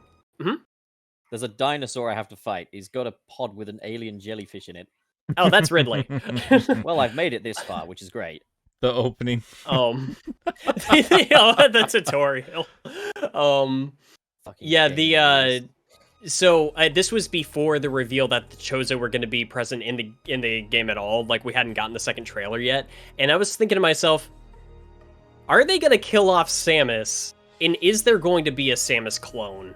And I think Nick, you and I had a conversation about this on one of your streams. Yeah. And I was just like, I wonder if they're going to go that far. So I'm glad they didn't go down that route. I actually really liked the story of Dread, but I was really glad to have just that little nugget of, hey, your idea was in here somewhere. Yeah, that's a good point. I completely forgot about that. Because, like, I was like, you got good ideas. I doubt Nintendo's going to get that bold with it. But they did definitely play around with it. Not as extreme as you were mentioning, but yeah, definitely the DNA of your ideas were definitely injected in this game. Oh, but yeah. So that was the major plan was especially once because his initial plan was to go back to SR388 once he was ready to just take over the Metroids and then use them as his army. Essentially, what the Space Pirates were planning to do.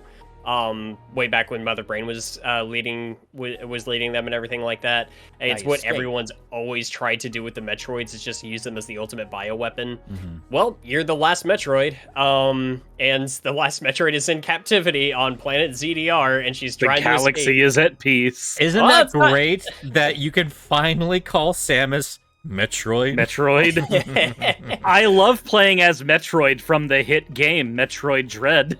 It's amazing. Just the angry crab armor. My goodness gracious. It makes me so happy. But yeah, so cabbage. It looked like some Monster Hunter armor. It was wonderful. Yeah. I loved it. But yeah, that was his plan. Was then he was just like, okay, now that she's got the Metroid DNA in her, I'm gonna lure her to planet ZDR. We have these Galactic Federation drones that can extract DNA. I'm gonna sick them after her. So one of two things is gonna happen. The Emmy are gonna get her and gather her DNA for me, and I get my Metroid clone army, or she unlocks the full extent of her powers and becomes the ultimate Super Metroid. That's another thing worth noting, is that she doesn't just have any Metroid DNA in her, she has the Super Metroid's DNA in her, the one from Super Metroid. Right. Which Other M also established that not only was this Metroid capable of growing into the Super Metroid we saw, it's also a rare breed of Metroid with the genes capable of becoming a queen. It's probably, arguably, the most powerful Metroid out there. That's why her powers become so extreme by the end of the game. And he's like, and if that happens, I will give her one opportunity to join me willingly. And I think he honestly does think he's working for a benevolent cause, where he's just like, we're gonna bring order to the galaxy and you're gonna help me do it. Like, we just have to utilize your abilities correctly. We gotta make sure you're doing things the right way, my way. And he gave her one opportunity to do that. When she refused, he was genuinely disappointed. He's just like, you know, I gave you my genes. You were not just a powerful Chozo warrior. You had my power. You know, your abilities come from me. You are essentially my offspring, and I wanted you to be at my side during my conquest. But if we have to do this the hard way, sure, I'll kill you, take your body, and just make clones of you and make them brain dead and follow my orders. Yeah, and like, fine. if you really think about it too, like, not only is he like copying her data, like, he's putting her through the paces and like showing her the benefit of power. Like, this is something she always does. She's a destructive force. That's another point, actually. There's a lot of planets she's genocided at this point. Not only that, she's extincted a lot of critters as well. I mean, specifically the Metroids and the X are both dead because of her. And I mean, the Chozo might be back to being extinct at this point, and she had a hand in that as well. You know, that was kind of I did want a little moment there, like a little Man of Steel moment, where it was like she comes to the realization that she just had to off what was left of this one race. Now to be fair, it's not quite on this. To be fair, it's not on the same level, just because like that was her adoptive race. You know, she's still human at the end of the day. Or I guess a little bit. She's human in like 15 other things, but you know, the Chozo were something special to her, and like she finally got a bit of that back. She found out that what was left was evil and malicious, and that's got a sting. And I think I wanted like a moment where we got to explore that, but I think I'm fine with that also just coming out in the form of pure rage. Yeah, that was awesome. The scream. Yeah. There's a so there's an angle to Ravenbeak that I haven't thought about much, but it kind of makes sense. You mentioned the whole he worships the seat of power thing, and he sees Samus as like the ultimate manifestation of that as long as he can use it. Is there not an argument to be made that in some twisted way he might also be okay with being killed by Samus because that's the thing he worships? Like, this is the one way he'd be okay going. But he's a warrior through and through, you know, like I love to think, yeah. Yeah, like that's he doesn't want to die in a bed. I'm stuck. Yeah, He's like, sorry, pup. It's Metroid. It's Metroid. No, but like, okay, so there's a piece of very low geometry, and I get the feeling that in another game I would have to slide under there, but I don't think you can slide in this game. No, you're gonna have to find the morph ball. Have you made it to the planet? I yet? have got the morph ball. Then use the morph ball. Oh, you've gotten the morph ball? How do I Tap use down the morph twice. Tap down twice. Ah! Oh! Yeah, always pay attention. When you Ooh. collect new upgrades, it'll have a little text blurb just kind of explaining how to use it. Definitely make sure to watch out for those. Right, reading. Got it. Fun. I can't wait for the next game when we discover that Kraid and Samus had a love child, and that was Ridley. Because everything's got to tie together so nicely. I gotta say, like, jokes aside, I'm a little bit amazed with how bold they were in terms of finalizing a lot of things at the end of this game. Ridley's dead. He stayed dead. He did not come back in this game. I thought they would force him in or SAX. I really thought they were going to pull that bullshit. But oh my god, yeah. They only brought in Kraid, and then they killed Kraid. Well, also, it's kind of isn't it said in another in one of the other Metroid games that Kraids are actually a species? So, like, all the different Kraids we've fought have not been the same Kraid. I've been wondering about that. I was going to ask you about that, Wayne, because like he was like a prisoner on that planet. Yes, there were some hints about that. By completing a certain percentage of like item collection in the game, you get artwork showing the Chozo archives. Mm-hmm. And one of the things that they showed was the Makin tribe arriving on planet ZDR and essentially taking the entire place over. And there was a Kraid there, and they captured him, and it shows them like just like essentially subduing him. And I mean, it's not the weirdest thing in the world to imagine that there's just another Kraid out there, because the only other Kraid that we would have seen would be the one inhabiting planet Zebes. And Zebes was destroyed within an hour of us killing him, so, like, he ain't coming back. Because I know the Kraid that's in Super Metroid was one of Ridley's generals. Yes, it was, or one of Mother Brain's generals, rather. She was definitely pulling the strings. Ridley was very submissive to Mother Brain, which I always found very interesting. But Ridley was the one that had the ability to rally cry. That was one of the things I actually kind of appreciated about Other M that they sort of went a little deeper into, is that he has the ability to basically just throw other creatures into a frenzy. And they have so much of their army. It explains why so much of the wildlife on Zebes, when she visits in like Zero Mission and Super, is hostile to Samus, is because the influence of Ridley. It's just him making them more hostile to her, so she has a tougher time like surviving that environment. Interesting. Did not know that. That's pretty cool. Yeah. And Mother Brain, that was another thing. So we have a lot of Mother Brain fights in Dread. So that's because Mother Brain. That's because there's a lot of Chozo shit here, a lot of Chozo tech. Mother Brain is actually a Chozo creation. It explains that in the Metroid manga, and the aura units that the Galactic Federation uses are based off of the Mother Brain design that the Chozo initially made. Whose brains are those? Who had to be sacrificed on the altar of knowledge? Oh god. There are many aliens here. Ooh. I like to yeah, like Sir said, in the manga helped explain that the mother brain unit was just an artificial intelligence. It was just like a network system that was created by the Chozo to help operate systems on planet Zebes. Eventually, it got a little too smart for its own good, and decided to just take over the whole planet. It's a little more complicated than that, especially if you read the manga. There's more to it, but yes, the Mother Brains were a Chozo creation, so it was not surprising at all to me that they used something like that for the like little Mother Brain clones in that were helping control the Emmy. I liked that tidbit. I wish they'd given us a little bit more detail, but I also kind of appreciate that they just sort of left it as is. This is a very 1980s feeling game. Well, 94, but close, yeah. It just feels 80s. Probably because it's very based alien off an 80s inspired. horror film. Yeah. So, I actually want to touch on something, because Nick, you said it as a joke, but I'm kind of thinking it now a little more clearly. So you made the joke of, like, whose brains are those? The Galactic Federation literally uploads copies of people's brains for the purpose of piloting ships.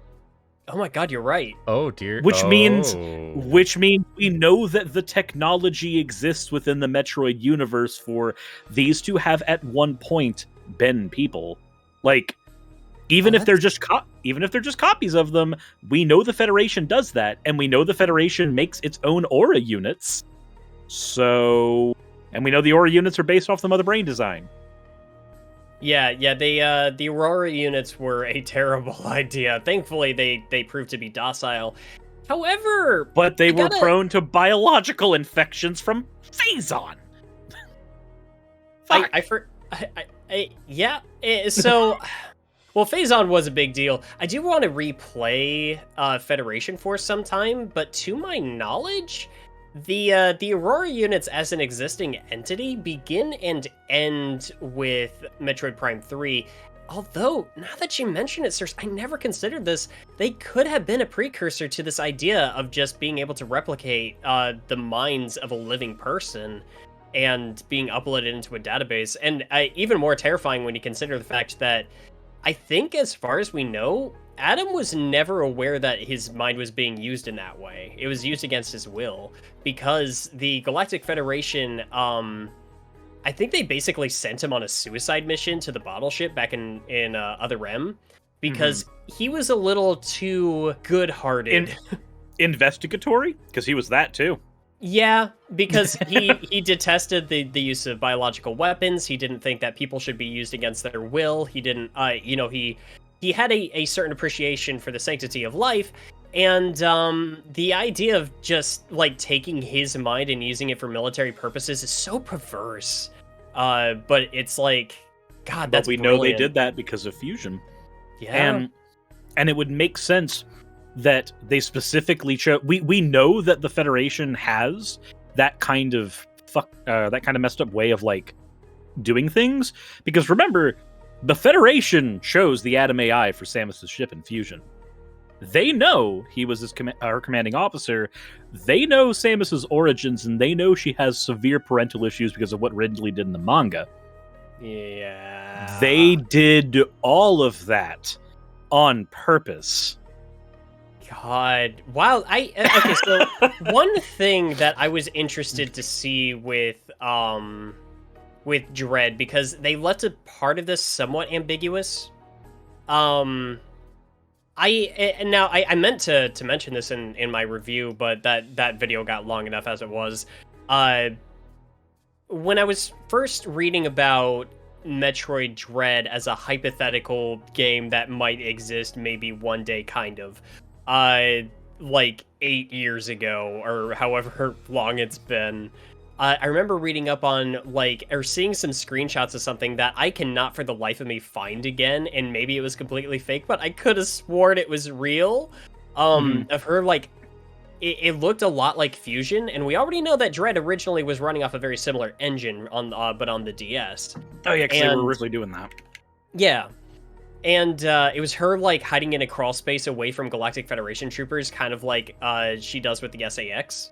And I was always under the impression that Metroid Dread was going to be the game where she breaks away from the Galactic Federation, and those would be the main threat that she was fighting against throughout the entire game. That's what I assumed as well, because in most of us Fusion, did, in Fusion, Yeah. it felt like she went rogue at the end, but no, she's just like, she's still here helping out the Federation despite all the honestly really horrible things they do. And Well, I mean, there even was that aside, though, like, the title of bounty hunters never made sense for her either. She's not. Well, she certainly is in this game, though. They contextualize that very well in this game. Yeah, they say that she's taking a bounty. I mean, like, she's getting paid for this, and she's I love how Adam's just like, this isn't worth it. You're not getting paid enough for this, and she's just like, no.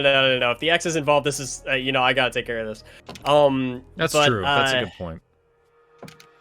And in Prime 3, it also makes sense. Like, Prime 3 and this game, I think, are the two where the title Bounty Hunter for Samus makes the most sense.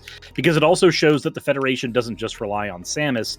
They grab other bounty hunters for these things as well when they think the threat's big enough. Like, when the threat's Phazon, they will grab every bounty hunter who is available within a however many mile radius and just be like, no, we're doing it all. It's worth noting that Metroid Prime Hunters and Metroid Prime 2 also do a very good job of establishing how she was enlisted by the Federation or by an outside source to accept a bounty for something.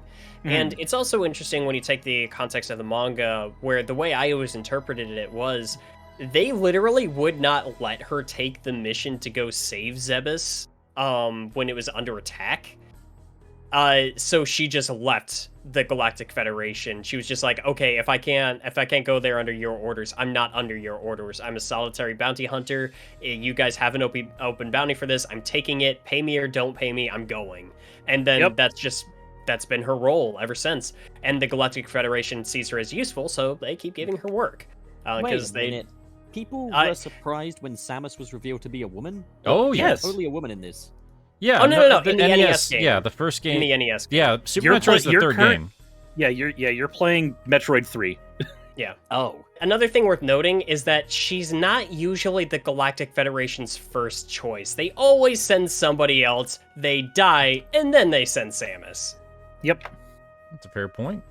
It's another reason why it didn't make any goddamn sense as to why they couldn't trust her with any of her abilities in Metroid Other M, because half of the missions she's been on has been to go find members of the Galactic Federation that are dead already, but they're just under the assumption that they're still alive, so she already knows how to work around them, but no, she can't have any of her upgrade. That's a... yeah. We have to have 3 Metroid games where Samus has severe daddy issues. We get Other M, Fusion, and Fusion 2. I mean, Metroid Dread. Yeah. I first wondered, though, like, if they made Ravenbeak, like, they gave him the role he did to kind of address some of that criticism, though, because there was a lot here that made me feel like they were paying attention to a lot of the critiques brought up by the fan base over the years. Because anytime anybody talks about Other M, they're just talking about her stalling when Ridley's attacking and shit like that. And that's all I ever hear about the game anymore. Yeah, to be fair, I did try to go a little more in-depth than that in my own video, but... I will say this, though, or go on, Nick, sorry. But, I mean, it just really felt like that's kind of what they were expressing with her throughout the game. And that also reminds... I love that this series just can't win, because then Kotaku released this opinion piece about, well, you can do more with Samus, make her more interesting, instead of just being a stone cold badass. I loved your rebuttal so much. Oh, thanks. That was brilliant. What they did with Samus in this makes so much sense, though, because the one thing that you get throughout this whole game is that she's done. She is tired. She has had enough. She is at her wit's end, and she just wants this all to be freaking over. Like, from the very beginning when it goes, this is when you're literally explained, this isn't a bounty you need to take. This is not, it's not enough money. Just like, no, I'm done. I'm doing this. I'm tired of dealing with this. I'm just going to go take care of it because I'm the only one who can. And with every single encounter, she doesn't.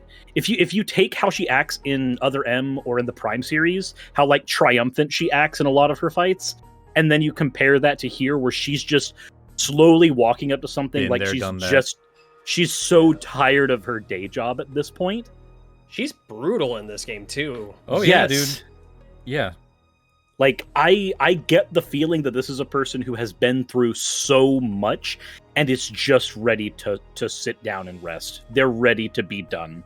She's done nothing but exclusively suffer since she was like 5 years old, and she's mad at this point. She's just like, I love, oh my god, her body language though when Quiet Robe shows up. There's this great little moment where the first She looks like a child. Exasperated. She looked exasperated, holding her hand up like, huh, okay. Yeah, she just kind of like relaxes, and Yeah. I loved that moment. And I she do too. doesn't. She's got him at gunpoint until he gives her the Thoha greeting, and Yep. then she knows he's cool. And then she just like, I got so much from just that little reaction. I was just like, oh my god, this is a person. Yeah. Did you notice how she held her legs after that too? Yeah, it was She like great. she adjusted herself to looking. I could be wrong, but I could swear she looks like Child Samus did in a bunch of the manga panels when she was sitting there listening to the Chozo. I could swear. I need to do an actual comparison of those those poses, but I think she's actually sitting in the poses she sat in as a kid. Wouldn't that be such a great little detail? I mean, we already know that these are people that read the manga. Yeah. Like, they pulled subtleties without like drawing any like specific examples from that story, and I think it was probably the best way to handle it.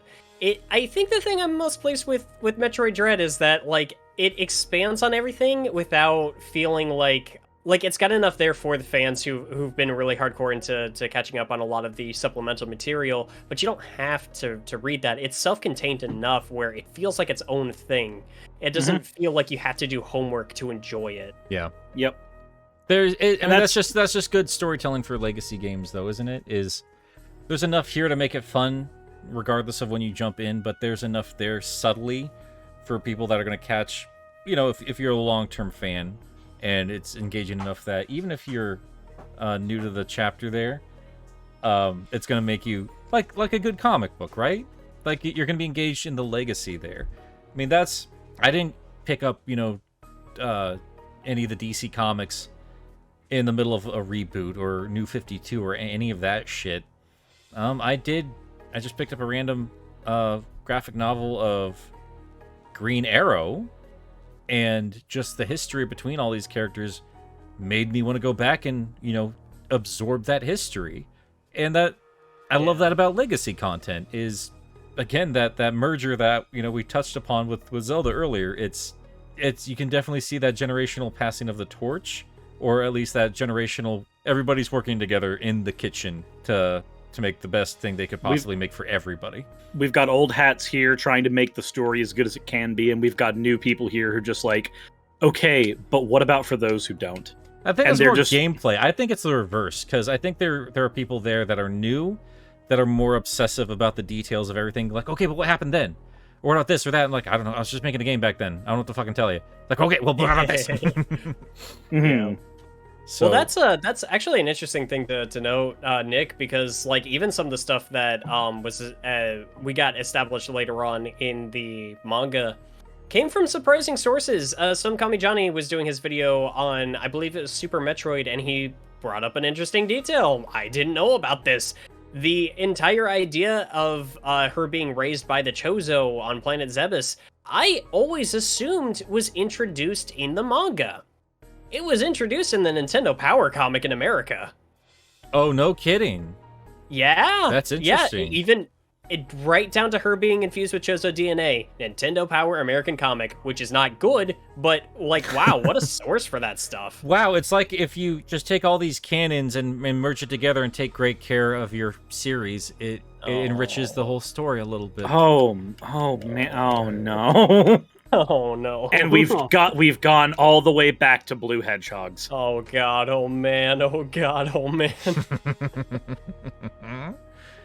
Well, Oh geez, Nick, I don't know how to feel about this. now that we've come back to Sonic, as all things tend to do in my life, is there anything left, like any final thoughts you guys have in terms of the ending for Metroid Dread? What do you guys want to Hyper see Beam. going forward? I want to get some DLC on this game.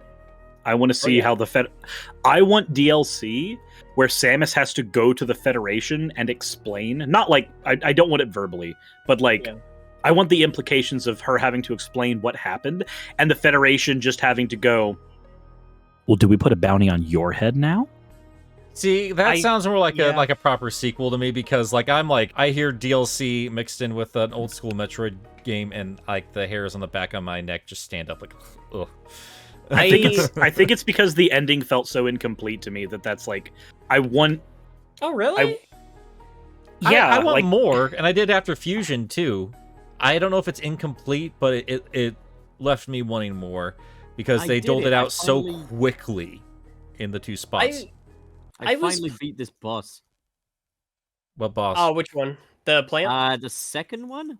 Oh, the chorizo. The chorizo? The one that gives you a bomb. Yeah, the chorizo statue. I don't know how to use the bomb either. Like, it has instructions, but they're just not clear. The Chozo statue, or did you say chorizo? No. Okay, so the on Planet Zebes, there are a couple of Chozo statues called chorizo that will actually come to life and attack you. Oh, so that's how you use the bomb. Wait. Oh man, there's some ingenuity here. This is a good game. Yeah, that's my thing though, is that I actually really enjoyed the ending of Dread. It was like right down to, we had this amazing fight with Ravenbeak. We had this jaw-dropping transformation of her into this Metroid form. We had her only other audible line was her just screaming in rage as she's viciously clawing out his face and draining all the energy from him and the ship they're riding on, down to him becoming this horrible amalgamation of all the bosses we fought in the game, to her getting the hyper beam and blasting him to oblivion, and then we escape from the exploding planet, and then we get her transforming back into her recognizable self after having one last little interaction with the Thohad tribe. I was satisfied, but I'm also excited to see where the story goes. I think this was less about where her future with the Federation is going to lie, and more about wrapping up her story with the Metroids and the Chozo. I think that this opens up the door to whole new chapters for Samus's adventures. We have a big galaxy to explore still, and this game made me believe there are new places to explore, new species of aliens to fight, new things to do in the Metroid universe that for so long was just recycling details from Super. The same enemies that we would see in the overworld, everything like that. Even the Prime games were kind of guilty of that from time to time, but every overworld enemy that we see in Dread is a new creature. Every environmental detail, it's something we haven't seen before. It's something I didn't believe Dread could be, but it was. And I was so thrilled with it for that reason. So I was actually really satisfied with the ending, but I can't wait to see where they go from here. And I do agree with you, Cirrus. I want to see her confront the Galactic Federation now. I want that to be the new arc. But I don't think that was the story they needed to tell here. If we were to get any additional DLC or anything, I'd say give us an extra hard mode where we get to play through the entire game in the Metroid suit. That's my only wish. That's my only gripe there, is it was very much like Sonic Adventure and Super Sonic at the end. It's like, wow, it was a really cool finale there. I'd like to see more of this, please. Can I get a game mode? Can I wreck the entire game with a hyper beam, please? That'd be super super swell. I should state, people have done it now. What? They've coded the game to be able to start with the Metroid suit and run through the entirety of it, and just somehow it's all just coded to work. It's glorious. Yeah. That's pretty rad. I do want to echo, because I wasn't able to listen entirely, but I do want to echo one bit that I did hear. I do really want to see that Metroid suit used for something I don't want it to just be a super form that we got at the end there. I want some game to let me use that the way that I was allowed to use Hyper Mode in the Prime series. And that was my thing, was the implication I thought we were supposed to get from her obtaining the Thohad genes was that she gained control over her Metroid form, not that it went away entirely. So, maybe that's something they can implement, kind of in the way the Omega Cannon works in Dread. I don't know. They can workshop it. I trust them with these ideas. Yeah, I was actually going to ask you about that, in terms of the implication of her transforming back to her normal armor. because that's got to be some sort of physical change to her actual body, not just the suit itself. Because it's, I mean, the last few games have like very much implied like the suit is very much a part of her on a very biological level. It's essentially an exoskeleton. Yeah, I don't know, because I was wondering like maybe we haven't seen Zero suit because she might be a little bit messed up in spots on her body. Have you noticed she's wearing a respirator in this game? What? Yes, I have. Her nose is constantly covered. Yeah, she's wearing a respirator. She's never had to wear one in any other game, but in this one, she's wearing a respirator at all times. It's this is like the first time like Zero Suit Samus is not a reward, and honestly, on some level, I kind of enjoy that.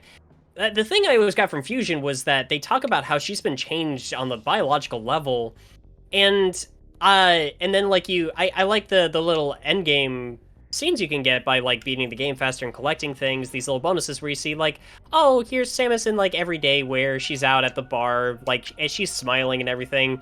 That's why I don't agree that she has to be a completely stoic character all the time, sure, but when she's on the job, she means business. Yeah, man, and like Metroid, like you're playing the job, you're not there to, it's not a life sim for Samus. Exactly. If and you it's are like a woman, you owe it to men to smile. Oh my god. I mean, I agree with you, Wayne, in terms of they not only, advance the plot along, but they advance the gameplay along, and at the same time, they wrapped up a lot of stuff fairly definitively here. I think that a lot of that's obviously intentional. Like, the use of the name Metroid Dread has a lot of meaning in this fan base, and I don't think they arbitrarily use that. I think that is represented not only in the theme of the Emmys, but in terms of what that name itself on a more meta level meant for the fan base and the confidence of bringing that title back specifically. I mean, that's... Take note, Sega, for Adventure 3. But that's literally a Duke Nukem Forever situation, you know? Like, this was a very big deal for a very long time. And now that, I mean, like, for Duke Nukem Forever, the most interesting thing about that game was when it didn't exist. And now that it's out, it's a joke. Metroid Dread, now and forever, is going to be tied to this game, and this game is magnificent, and I think that's commendable above everything. So wait, what was the... Sorry, just because I don't know. What was the weight of the name Dread 20 years before this? So it was leaked as the name of the next Metroid game. Like, we've been waiting for this specific game for... How long was it? Would they tease it in Prime? It was teased in Prime 3, but we heard interviews and stuff about it far, far before that. And in fact, it was stated, I believe at some point in time, that development was entering its early stages maybe 2 or 3 years after Fusion's release. And so we've been hearing just whispers about this game, Metroid Dread. For context, Pup, the Metroid series is almost split into 2 different avenues. You have your 2D side-scrolling Metroids, which are the main continuity, and then you have the 3D games, which are the Metroid Prime titles, which every game in that series takes place between Metroid 1 and 2. Metroid Fusion came out roughly 19-20 years ago, and that was the last and furthest most point in the continuity of the story, and it ended in a huge way with giant implications, and we were just left to wonder where that franchise was going to go for nearly 2 decades. So so seeing the word Dread under the word Metroid in a reveal trailer was world-shattering if you've been waiting. It is not an exact comparison. It is really like if Sega announced Sonic Adventure 3. Not the exact same thing, obviously, but it's close enough, though. It's close enough, yeah. That's the weight of it, is like, this name, this is what Sonic Adventure or Sonic 4 should have been. It was like, we are using this name because we have the confidence to return to this and to continue a specific story and a way of playing this game.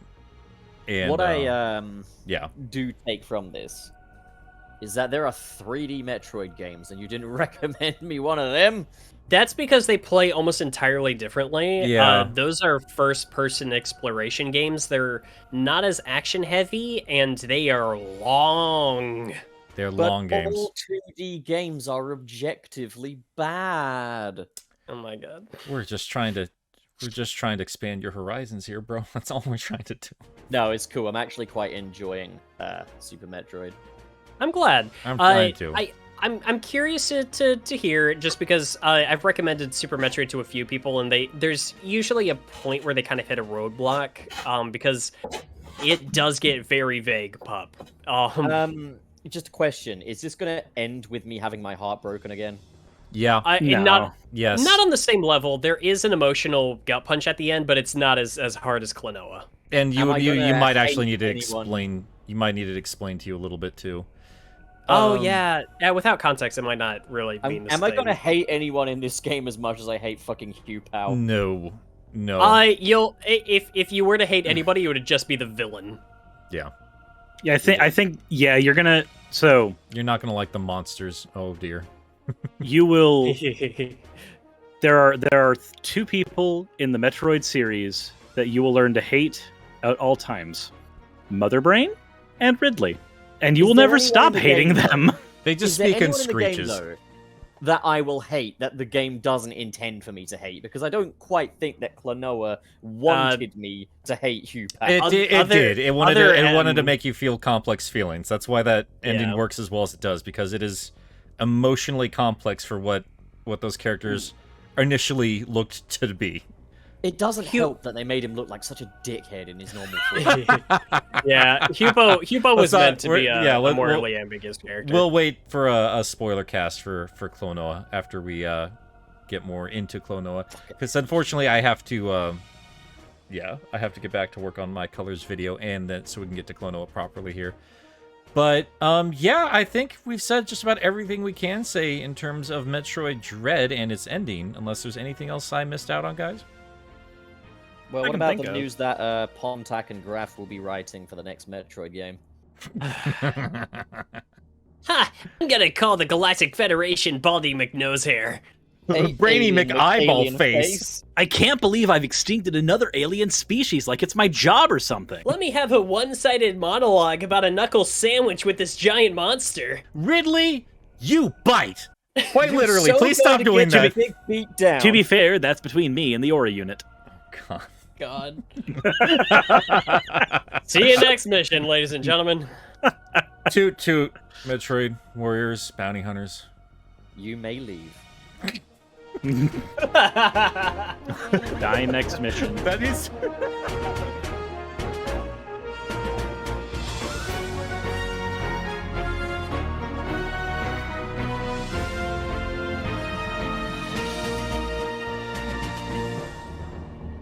Guys, thank you so much for hanging out with us today, and an extra special thanks to my $5 and above patrons, who include Kyle Winter, Joseph Duncan, Sonic 2 Blue, John, Metroid Moore, Faizan Razul, Trey Nobles, Hatsworth, Nick S, Tristan Trapp, Meekers, Dun Dun, Miles the Prower, Jeremy Singer, Mr. Boo J, Rain, Sam Webster, Dwight Graham, Fish Flop, Lucas Lipker, The Bad Pal, Shodan, Mr. SP, Cecil the Galade, The Dark Neon, Missing No, Stefan Platonica, 3 Monic, Graham J. Hall, Leonard X, Wayne is Boss, Jamie Chevalier, Letteric, 64 Bits, Ryan Rolfs, The Lumberjack, Miles Prower Radio Hour, Otis Small, ya boy, Shifting Flesh, Mute, Trash Baphomet, Autumn from Twitter.com, and Sodden Suzuki. Guys, I know I've been a disorganized mess, but I sincerely appreciate you sticking around as long as you have, and I do promise we are going to have some fun stuff coming up very soon. Wayne obviously is a big Metroid head, and if you want to hear more from him and his knowledgeable reviews of the series, be sure to check out Wayne is Boss, or our sassy boy Channel Pup over on, well, Channel Pup, and of course, Cirrus the Skeptic or Necosirus, depending on if you want to get more political or more video gamey. And of course, I hang out with these boys every single Friday morning for Sunset City, a Sonic podcast for the classic and modern age. So if you haven't checked that out yet and you want to hear more conversations like that one, be sure you go check out our show. And of course, a massive thank you to all of them for hanging out with me to have that fun conversation, and a massive thank you to the rest of the patrons you're seeing on the screen right now. Guys, thank you again so much from the bottom of my heart. And hey, if you want to pitch in, Patreon link's gonna be down below. Otherwise, if you want to leave some comments, share the video, or just, give it a watch, have a good time, whatever you want to do. But hey, that's gonna be it from me for now. I gotta get back to the rest of the Sonic Colors coverage, and then, well, I guess you'll have to stick around to find out. But until next time, toot toot, Chozo Warriors.